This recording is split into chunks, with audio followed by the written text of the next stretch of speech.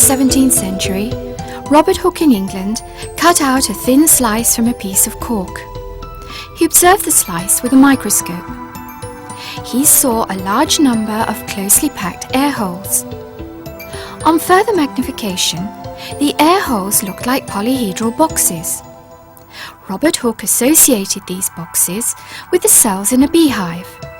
Therefore, he used the term cell to name these air holes in cork.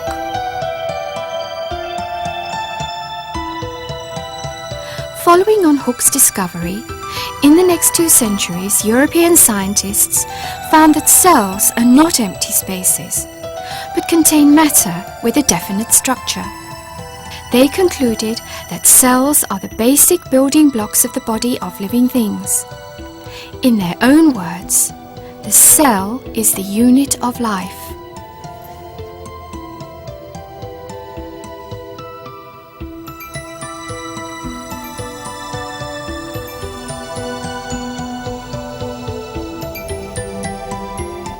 Insert a cotton stick into the mouth and scrape its head on the inner surface of the cheek. Place the cotton head into a drop of water on a glass slide. The human cheek cells are transferred to the water. Seal with a cover slip and observe under the microscope. The cheek cells are flat, thin, transparent and colourless. Add a drop of iodine solution before sealing with the cover slip. The darkly stained particle at the centre of each cell is called the nucleus. These are the cells in the blood of a frog. They are oval or round in shape. Human blood contains 2 kinds of cells. These are the red blood cells. They look like round discs. These are white blood cells. They are much larger in size. Each cell has a prominent nucleus. These star-shaped objects are nerve cells in the human brain. These cells form the inner lining of the human intestine. They look like a row of sticks. This ball-shaped cell is an egg cell taken from the body of a woman. Animal cells are highly diversified in shape and size. Biologists hold that animal cells are typically ball-shaped. With the aid of a microscope, we find that an animal cell consists of 3 parts.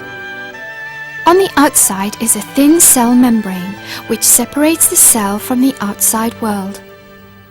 Cytoplasm fills the space under the cell membrane.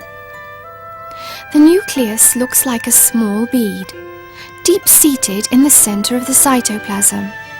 Cytoplasm provides the basis for the life activities of the cell and the whole animal. It is made of proteins and water. The various substances in the cytoplasm gives rise to constant chemical reactions, which may involve energy conversion of various kinds.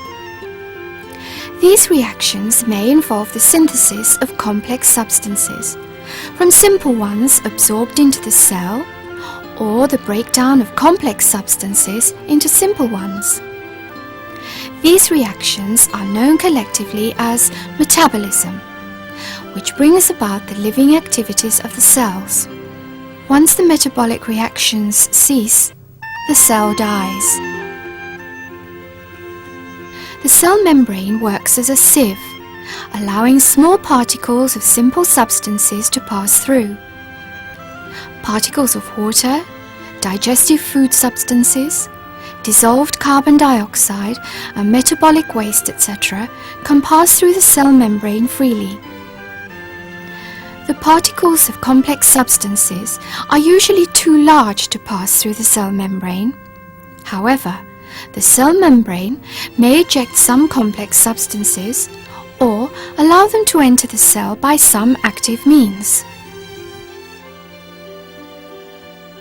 The stuff inside the nucleus absorbs much more stain than the surrounding substances.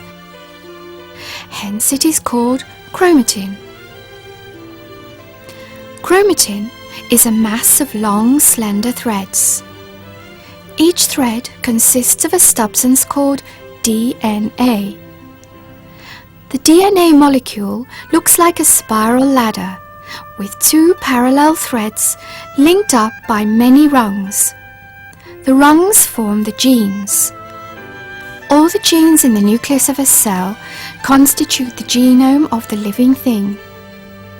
The genome works like a computer software. It programs the changes in the lifespan of the cell by controlling every step of the metabolic process.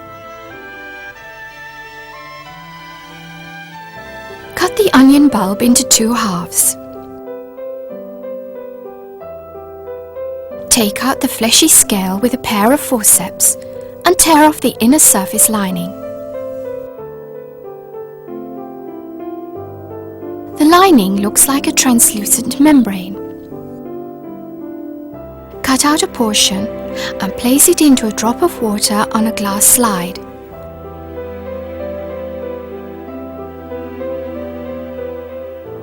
Seal with a cover slip and observe with a microscope. The cells lining the surface of the onion scale appear as a large number of polygons, closely packed together.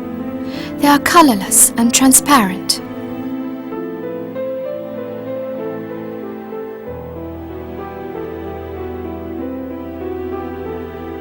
Add a drop of iodine solution and observe again.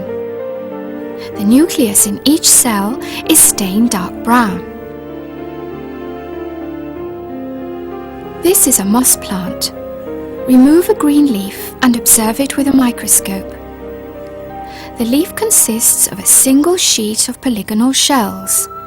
There are many green bodies inside each cell. This is a thin section cut across a pine twig. It is a closely packed mass of cells. Many of the cells are polygonal in outline. The plant cell is given its polygonal shape by the presence of a cell wall on the surface of the cell membrane. The cell wall is made of a substance called cellulose. It is thicker and harder than the cell membrane, but it allows all substances dissolved in water to pass through freely. The nucleus is not deep-seated in the center of the cytoplasm. These oval green bodies inside the cytoplasm of green plant cells are called chloroplasts. The chloroplast contains a green substance called chlorophyll. When illuminated, the chloroplast undergoes photosynthesis, which is a process during which the plant cell produces food and oxygen. One or more fluid-filled cavities called vacuoles may also be found inside the cytoplasm.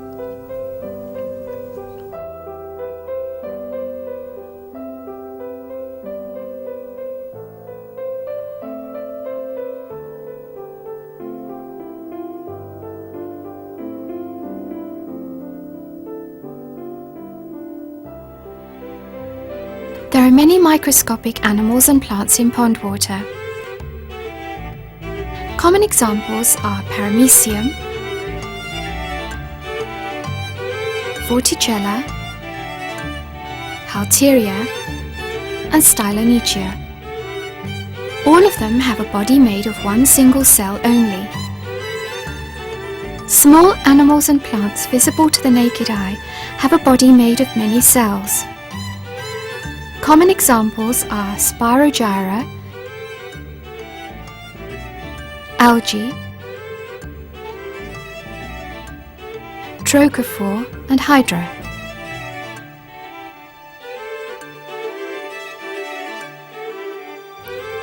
Higher animals and plants have a large body made of numerous cells of various types. For example, the body of a pine tree is made of many parts, including roots,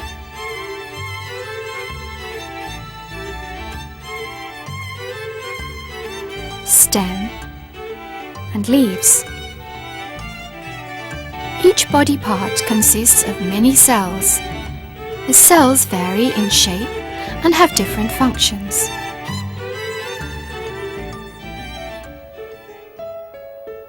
A cell grows and divides.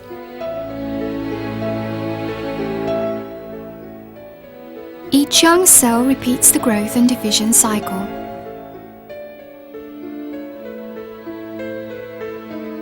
Animals and plants with one cell in the body remain one-celled because the young cells formed in each division separate immediately.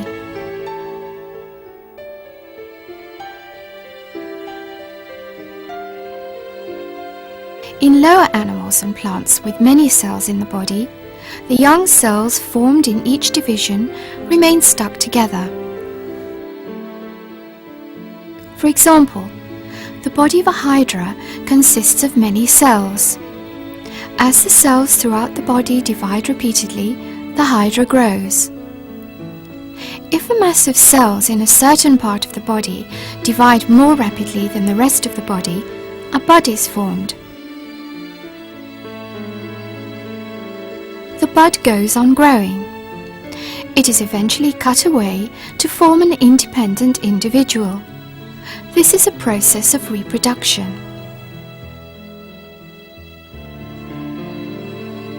Humans and other higher animals and plants, like ginseng and sika deer, have a body consisting of numerous cells.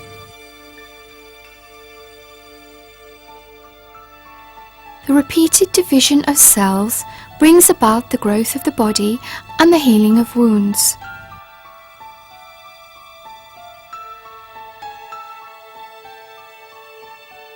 Higher animals and plants survive better and work more efficiently than lower ones. Let's have a look at the human body to find out why. The human body begins with a single cell, which divides repeatedly to form numerous cells packed together to form a large mass. The first cell in the life of a human is the fertilized egg cell. As it moves down the oviduct of the mother, the fertilized egg cell divides repeatedly to form a mass of cells. In the beginning, all the cells are identical in shape and size. As time passes, the cells differ in shape and structure to meet the need for the varied functions in different parts of the body. The need for division of labor results in the development of many different kinds of cell.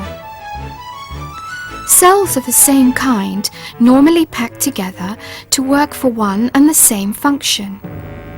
This mass of cells forms a tissue. For example, muscular tissue consists of a mass of long, slender, and elastic muscle cells. The human body consists of many organs. An organ is a building block of one or more kinds of tissue capable of independent working for a certain function in the body. For example, each bundle of muscle in the human body is an independent mass of muscular tissue. It is an organ. Organs of closely related functions lie together inside the human body. Each organ works for a certain step of a major bodily function. A group of organs working together on one bodily function is called an organ system. There are 10 organ systems in the human body. For example, the buccal cavity, the esophagus, the stomach, the intestines and related organs all play a role in the digestion and absorption of food. They form the digestive system. In the body of a man, the penis, testes, sperm ducts, the prostate gland and seminal vesicles all play a role in reproduction. These form the male reproductive system. The woman's body has corresponding reproductive organs, such as the uterus, ovaries, oviducts and the vagina. These form the female reproductive system. Each of the 2 kidneys is connected with the urinary bladder by a ureter. In the woman's body, the urethra leaves the bladder and runs parallel with the vagina. It opens in front of the opening of the vagina. In the body of a man, the urethra from the bladder runs through the prostate gland and the penis. It opens to the outside at the end of the penis. These organs form the excretory system. The adrenal glands on top of the kidneys, the thyroid gland on the larynx, the endocrine cells in the testes and ovaries, and a number of glands secrete hormones. They form the endocrine system. These 2 organs are the lungs. They are linked to the trachea. The trachea opens at the larynx, which lies next to the pharynx. The pharynx is connected to the nasal cavity, which opens to the atmosphere via the nostrils. These organs form a throughway for breathing. This is the respiratory system. The heart lies in between the 2 lungs. The red and blue tubes on the heart are blood vessels. These organs form the circulatory system for movement of blood between the heart and the body tissues.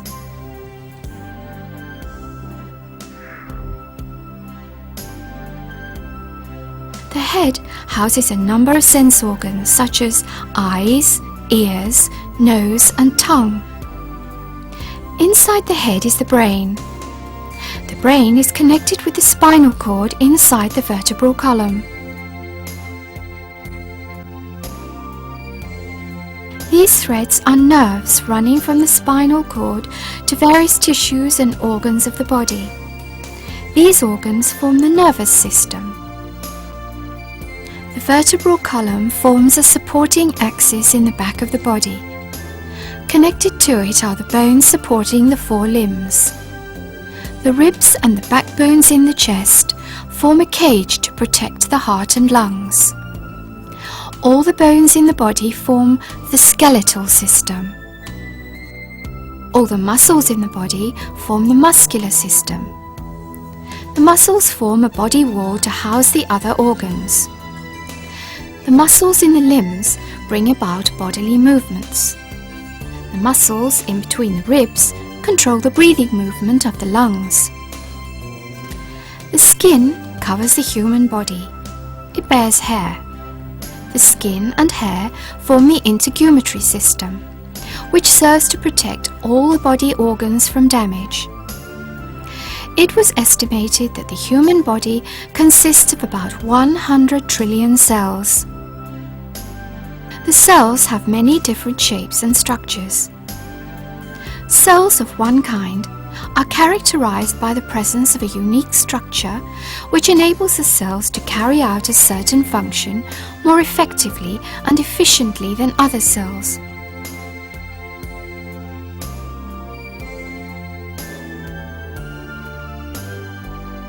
Through being integrated into 10 interactive organ systems, the cells in the human body work together. This results in a highly effective and efficient overall body performance.